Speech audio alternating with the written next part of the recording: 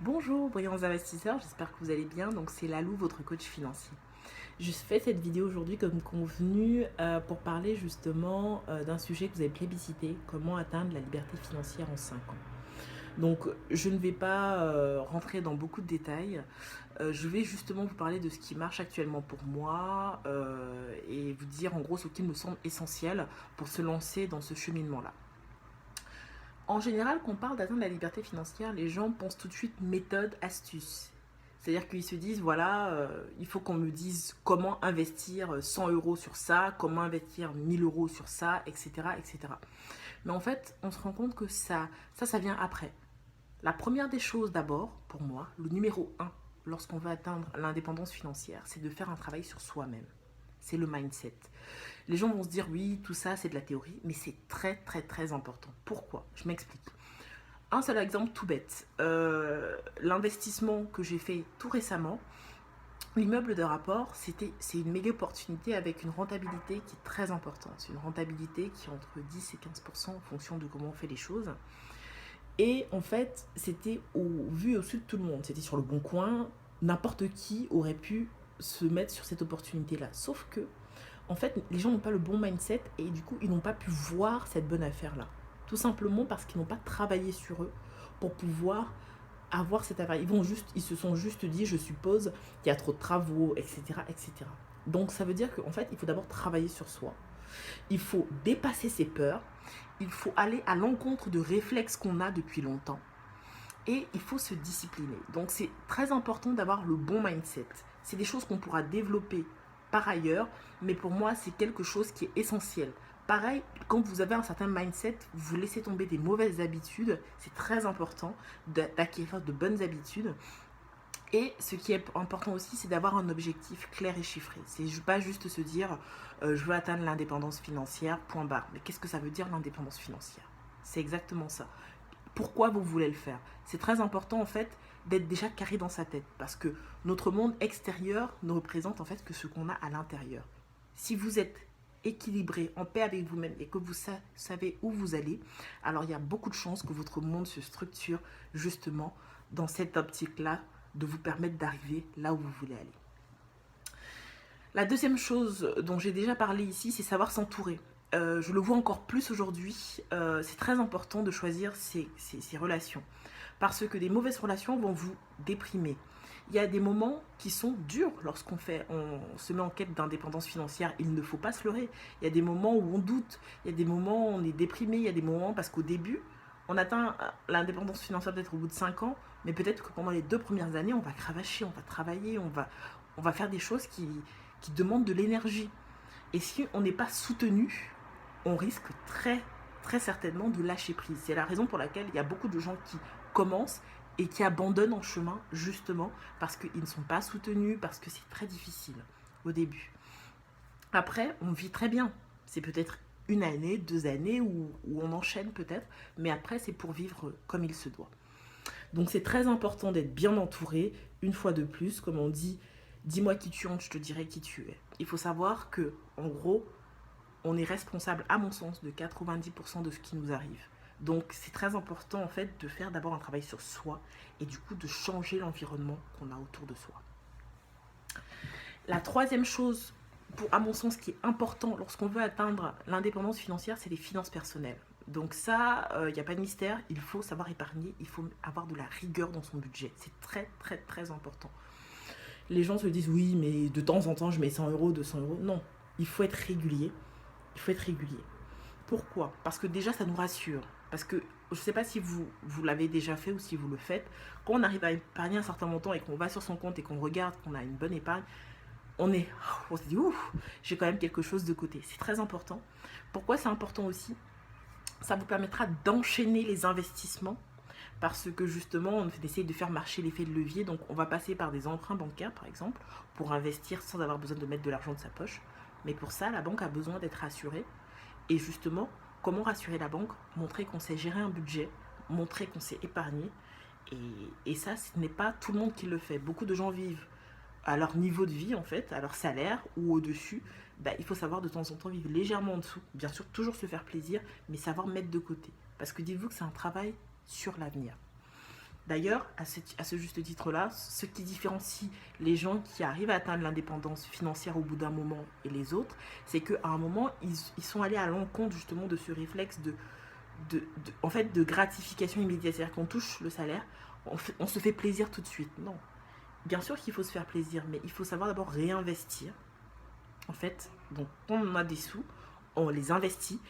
Et ces investissements-là, il va peut-être nous donner encore des revenus et il faut réinvestir une partie de ces revenus, c'est très important. Donc il faut réinvestir en permanence. La quatrième chose, bien entendu, c'est les méthodes et les stratégies. Ça, bien sûr, c'est important. Il ne faut jamais arrêter de se former. C'est-à-dire que pendant que vous passez à l'action, vous continuez de lire des choses. Moi, je lis en permanence. C'est vrai qu'il y a des moments où on est tellement pris par notre projet qu'on lit un peu moins, mais il ne faut jamais totalement arrêter pendant 2 mois, 3 mois ou même 2 semaines. Moi, je vous avoue, il ne se passe pas une semaine sans que je regarde moi aussi des vidéos ou que je lise je lise des livres. Et en général, même, j'essaye de le faire au moins tous les jours. Donc, essayez, même si vous êtes pris dans le flot de vos activités, essayez toujours d'avoir un peu de recul et de continuer à vous former. Ça vous permettra de ne pas réinventer la roue et d'avoir des astuces en fait pour vos propres business. Moi, ça m'inspire énormément. Ça m'inspire énormément. D'ailleurs, c'est la raison pour laquelle, donc en 5e partie, je vais vous parler de mon expérience personnelle. Je vous ai dit que j'avais une colocation, justement parce que j'ai été inspirée dans des livres et que j'ai testé d'autres choses. J'ai trouvé un moyen de booster la rentabilité en fait de cette colocation-là et en faisant moins payer même mes locataires et en gagnant plus d'argent moi. Donc c'est vraiment un win-win. Eux, ils sont ravis, moi également, et tout le monde est content. Donc croyez-moi, lire peut vous inspirer. C'est-à-dire qu'au début, vous ne réinventez pas la roue, vous absorbez en fait les choses qui existent déjà, qui marchent déjà, et après, en fait, vous les façonnez à votre façon et vous inventez quelque chose de nouveau parce que vous avez mis votre empreinte dessus. Donc dans mon cas, pour atteindre l'indépendance financière, j'essaye de multiplier les sources de revenus. Et c'est ce que je vous conseille également. Après, vous avez différents types de façons de faire. Tout le monde n'a pas envie de se mettre dans l'immobilier. Tout le monde n'a pas envie de se mettre dans la bourse. Il y a différentes choses qui marchent. Certaines qui ne marchent pas, mais beaucoup qui marchent. Et on n'est pas obligé de tout faire en même temps. Moi, clairement, je me suis concentrée de 1 sur l'immobilier. Donc l'immobilier, moi, mon objectif en fin 2017, normalement, je devrais l'atteindre sans trop de problèmes, c'est d'avoir plus de 1500 € de revenus net, ça veut dire après impôt, tout, 1500 € par mois. Donc ça, cet objectif-là, il y a de fortes chances que je l'atteigne parce que je vais être proche de ça dans les prochaines semaines. Ensuite, je fais de la location de voitures entre particuliers. Et justement, j'ai été inspirée par des personnes avec qui j'ai échangé, justement, quand je vous parlais des connaissances. Ça marche très bien. Je suis très surprise, c'est quelque chose que je connaissais peu. Je fais également, donc, comme vous le savez, j'en ai parlé déjà, du crowdlending. Et j'ai commencé à investir dans des projets d'entrepreneurs, donc un peu comme une business angel. Donc, il y a différentes façons d'investir. Et également dans la bourse, les actions. Ça, je connais moins, mais je commence à le faire. Donc, je fais les choses étape par étape. Enfin, j'ai aussi un blog, je fais du blogging, ce qui rapporte également une autre source de revenus.